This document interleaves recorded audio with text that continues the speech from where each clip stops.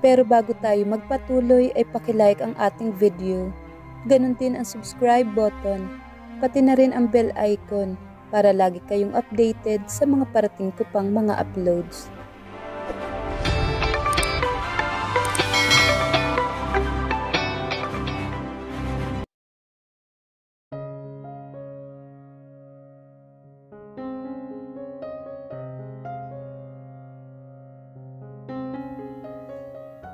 Buong akala ni Jade ay tuluyang umalis na si Jack. Pero bumalik ito ng ilang minuto lang ang lumipas na may bitbit na hapunan para sa kanila. Ano ba ang dapat niyang maramdaman? Ayaw niyang i-entertain pero may bahagyang pagsikdo sa kanyang dibdib. Alam niyang hindi iyon dapat. Nasaan siya? Tanong naman ni Alexa kay Jack. Si Chloe ang tinutukoy nito. Kinuha nito ang dala ni Jack at inilatag sa ibabaw na mesa. Umuwi na siya. Abala siya sa pagbabalat ng mansanas para naman kay Jenny. Pero nakamanman siya sa usapan ng dalawa. Umuwi. Hindi nito hinatid. Naiiyak yung si Chloe. Ano naman ang pakialam niya? Wala, hindi ba? Hindi niya dapat pag-ukulan iyon ng pansin. Kaya ipinagpatuloy niya ang ginagawa niya. Nasulyapan niya itong lumapit sa kama ni Jenny at tinunghayan ang anak. At ikaw? Gusto ko munang manatili dito. Parang hinihila ang mga mata niyang napatingin naman kay Jack. May pipinghiling sa mga mata nito. Ano naman ang gagawin mo dito? And besides, you asked Jade kung papayag siya. Hindi naaalis ang titig niya kay Jack. Alam niyang magiging masikip ang mundo. Alam niyang magsasama sila sa iisang silid. Ibubuka na sana niya ang bibig. Ngunit naagaw ng namamaus at mahinang boses ang pansin nila. Mama? Nabitiwan niya ang hawak at pinunasan ang kamay ng paper towel. Napalapit siya kaagad sa tabi ng anak.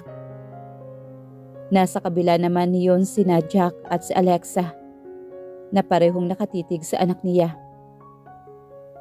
Baby, may masakit ba sa'yo? Sinalat niya ang noo ng anak, ngunit sandali lang siyang tinitigan ni Jenny. Paano ay kinain ng buo ni Jack ang atensyon nito? Na para bang wala ng ibang bagay o tao na nag-i-exist sa mundo. Pakiwari niya ay tumigil ang oras habang nakatitig sa tanawing kailanman ay hindi niya inaasahang matutunghayan. Hi po. Ani mo kilalang kilala ni Jenny si Jack. May rekognasyon sa mga mata nito. Umaalon ang dibdib nito. Ibinaba ni Jack ang sarili sa upuan. Humigpit ang hawak nito sa kamay ng anak. Ganoon din ang ginawa ni Jenny. Parang ayaw na nitong bitawan ang ama. Hi Jenny. Wika ni Jack nang nginitian ang anak. Nakikita niya sa ngayon ang mapagmahal na si Jack bilang ama ni Jenny. Hinaplos nito ang pisngi ng anak niya ng buong suyo at tinawag nitong Jenny ang anak nila. Nagkita na ba ang dalawa? Ismile na po kayo. Pautal-utal na boses naman ni Jenny. Ang maliit na mga daliri nito ay naglanding sa mukha naman ni Jack. Marahan iyong hinaplos na tila kinakabisado ang bawat sulok ng mukha ng kaharap. Nangingilid naman ang luha ni Jack habang dinadama ang paghaplos ni Jenny sa pisngi nito. Maging siya ay hindi mapigilang mapaiyak sa nakikita. Hinuli naman ni Jack ang maliit na palad ng anak at hinagkan ng nakapikit ang mga mata.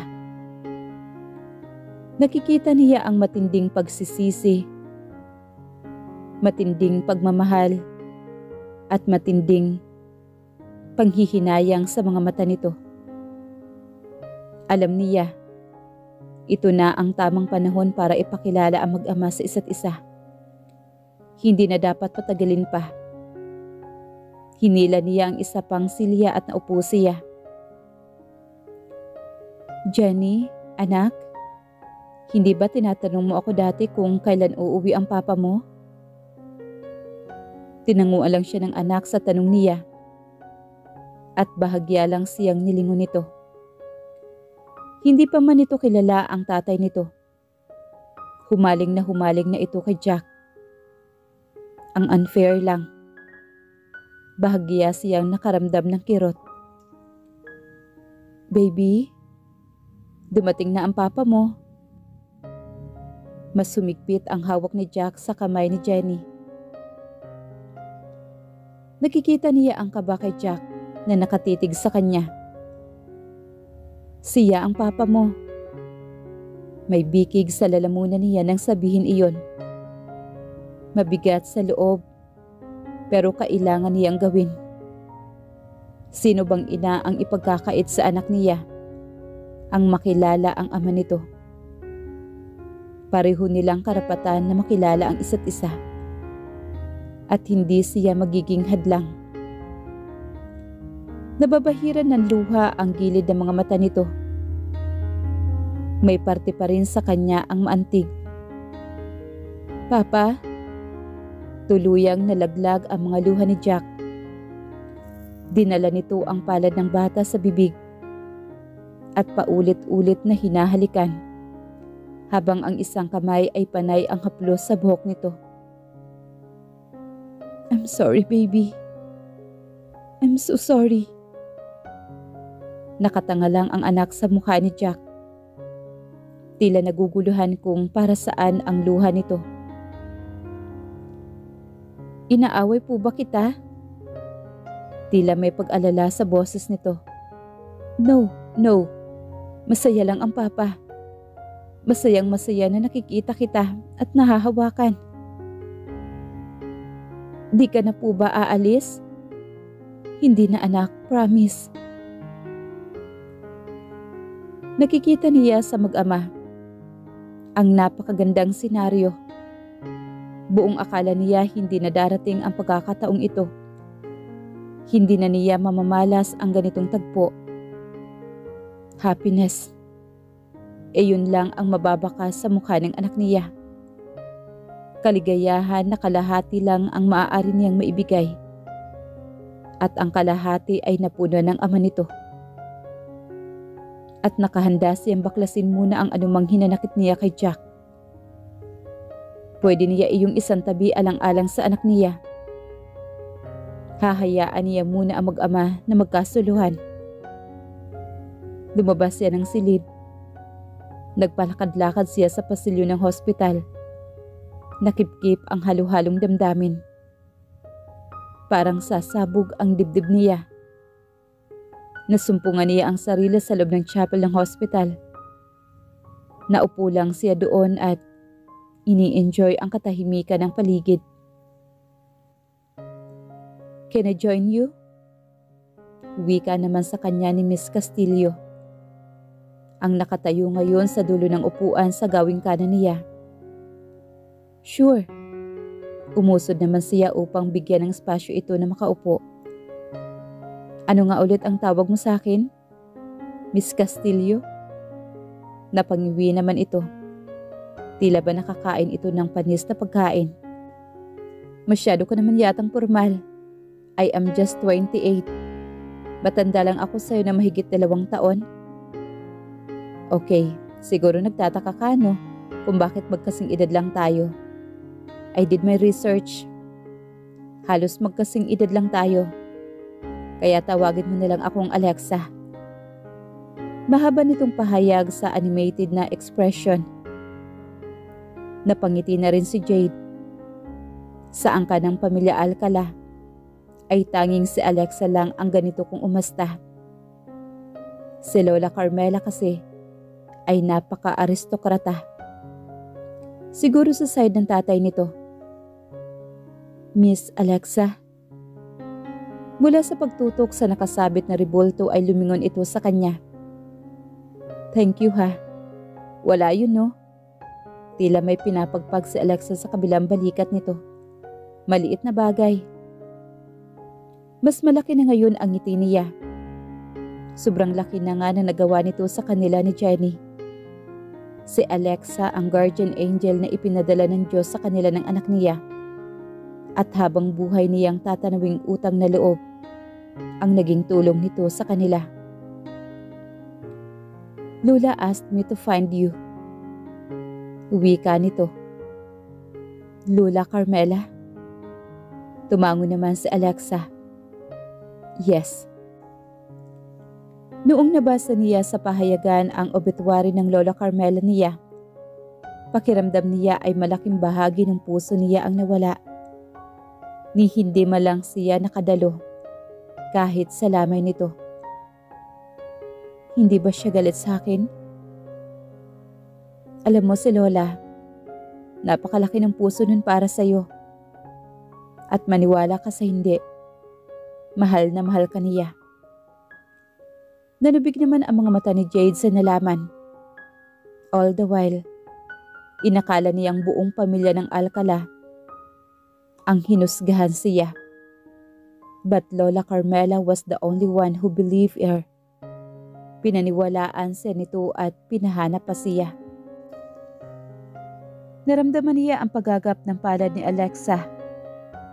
Nahihiya siya sa lambot ng mga kamay nito. Alam kong napakahirap na naging buhay mo, Jade. Anito habang hinahaplos nito ang kalyo niya sa katawan. Yan ang laging sinasabi ni Lola. Minsan, may mga araw na bigla na lang siyang nananahimik. She always thought about you. Ngayong natagpuan na kita, allow me to fulfill standing promises to Lola Carmela. Please, let me help you. Allow Jack to do his obligation as a father towards Jenny. Alam kong galit ka. Sana hayaan mo kaming mapunan ang pagkukulang namin sa'yo. As a mother, she's always know when to swallow her pride. Lulunukin niya at hahayaang itago ang mga hinanakit. Nanatili si Jack sa tabi ng anak nila. Kunting kibot lang ay nakaalalay na kaagad ito kay Jenny. Mukhang ngang nakalimutan na siya ng anak niya. Laging nakahawak si Jenny sa palad ng ama. Hindi matatawaran ang saya ng dalawa habang nakikita kung papaanong inaalagaan ni Jack si Jenny. Napag-isip-isip niya na pwede silang maging co-parenting kay Jenny without being friends. Papa, sa minsang pagtayo ni Jack, para magbanyo sana ay halos mapabango na ang anak nila. Takot na takot itong iwanan ng ama. Ngayon pa lang, alam na niyang hindi na magiging buo ang pagkatao ng anak niya nang wala ang ama nito. Unfair, pero kailangan niyang tanggapin. Dinala niya ito sa sinapupunan ng 9 na buwan. Pero sa isang iglap, sa minsang pagkikita, tila nakalimutan na siya ng anak niya. In an instant, they have become inseparable. Kapag pumapasok ang nurse para i-check naman si Jenny, mas marami pa ang tanong ni Jack. Every little details, matiyaga nitong inaalam. Hindi ka ba uuwi? Si Alexa na nakahiga na sa katabing bed. 10:00 na rin kasi sa orasan. I'll stay. Magpaalam ka muna kay Jade. Wika naman ni Alexa. Napatingin naman si Jack sa kanya. Can I stay for the night? Paano ba siya tatanggi rito? Napakawalang puso niya naman kung sasabihin niyang hindi siguradong hahanapin ni Jenny ang ama kapag nagising ito. Pwede ba, Jade? Jack was waiting for her answer. Pwede naman. Para itong nabunutan ng tinik. Umangat ang gilid ng bibig nito. Maraming salamat. Buong gabing nanatili si Jack sa tabi ni Jenny. Kapag nagigising kasi ang anak, ay si Jack kaagad ang hinahanap nito. Kaya minabuti niyang hayaan na lang ang dalawa. Ilang gabi na rin siyang puyat. Kinabukasan nagisna niya si Jack na natutulog sa tabi ng anak, habang una ng dalawang braso. Hawak pa rin ni Jack ang maliit na palad ni Jenny. It was an uncomfortable position. Natutulog nang nakayukyuk sa kama. Hindi ba siya nangangawit? May couch naman sana. Umahon siya sa tabi ni Alexa at nilapitan si Jack. Umangat ang kamay niya upang gisingin sana ito, pero maagap niyang binawi ang kamay na lalapat sana sa balikat ni Jack. Kapag nagising ito ay mapipilitan siyang kausapin ito. Mas mabuti na iyong wala silang kibuan. Mas panatag ang loob niya. Kagabi nga napapansin niyang ilang beses na naglanding ang mga mata nito sa kanya.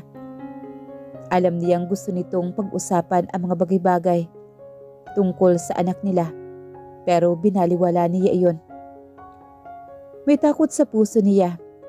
Paano kung sabihin nitong kukunin nito si Jenny?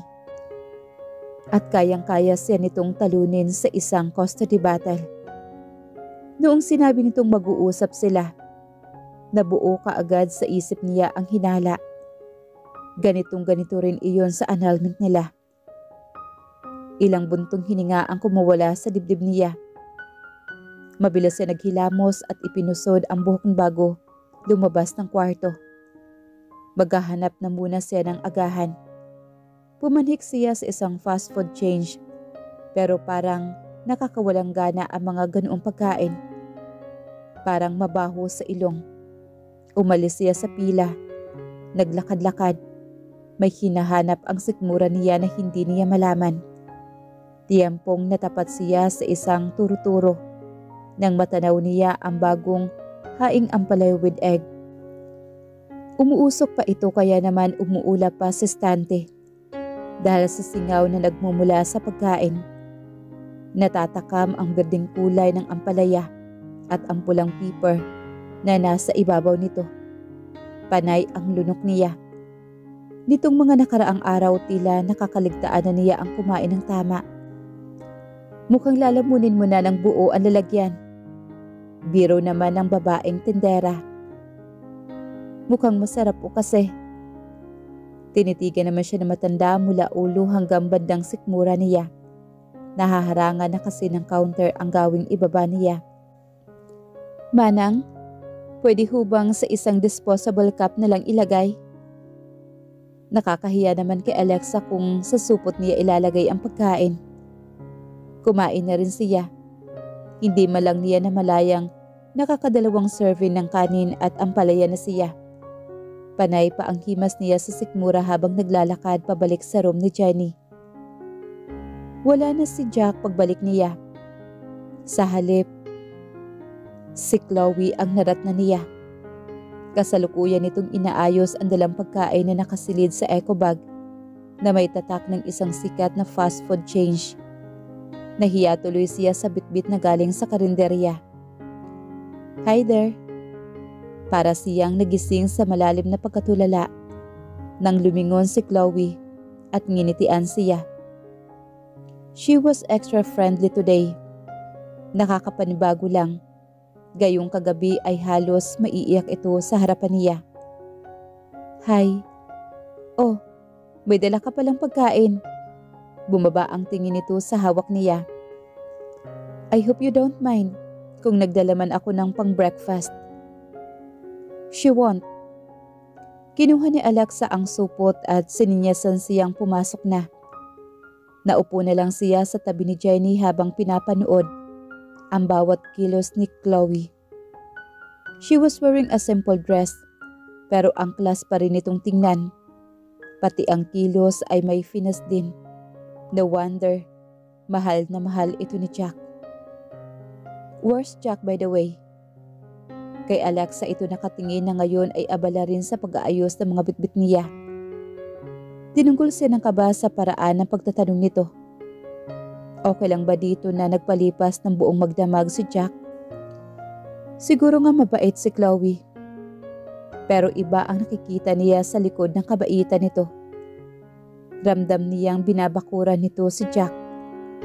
Bakit naman kasi ito mag-aaksaya ng panahon sa anak niya? Gayong abala itong tao. Lumabas si Jack. Sinundan si Jade. Natigilan naman si Chloe. Maang naman siyang napatitig kay Alexa na ngayon ay inaamoy ang nakabukas na disposable cup na nalalagyan ng pagkain. Wow! Ding-ding! Singhot pa ni Alexa ng pagkain.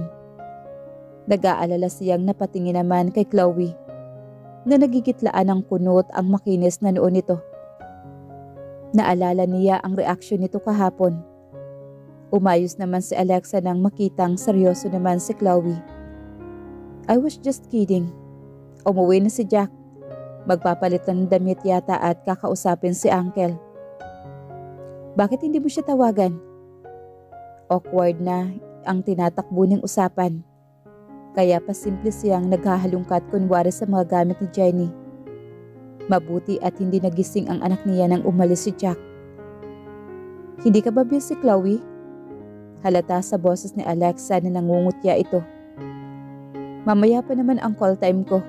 Besides, I want to spend time with Jenny. Spend time with her daughter? Pinapraktis na ang pagiging second mother sa anak niya. Bibitbit pa nga itong laruan para sa anak niya. Masama ang karanasan niya sa mga kamay ni Claudia. At ngayon, tatahakin na naman ng anak niya ang ganoong buhay. Parang hindi yata mapuputol ang ganoong cycle. Sana nga lang ay mahalin ng buo ni Chloe ang anak niya. Is that okay with you, Jade? Ilang segundo siyang natigilan bago ito dahan-dahang nilingon. Kung ano man ang nakikita niya sa babaeng ito, ay takot ang nakikita niya sa mga mata nito. Nandoon din siya katulad nito. Alam na alam niya ang pakiramdam na dinadaga ng takot dahil baka isang paglingat lang ay mawala na si Jack sa kanya. Walang kompetensya. Gusto niya sanang sabihin. Alam niya naman ang lugar niya. All she had for this woman was empathy. Of course, okay lang. Dinanatiling tahimik ang pagitan nila.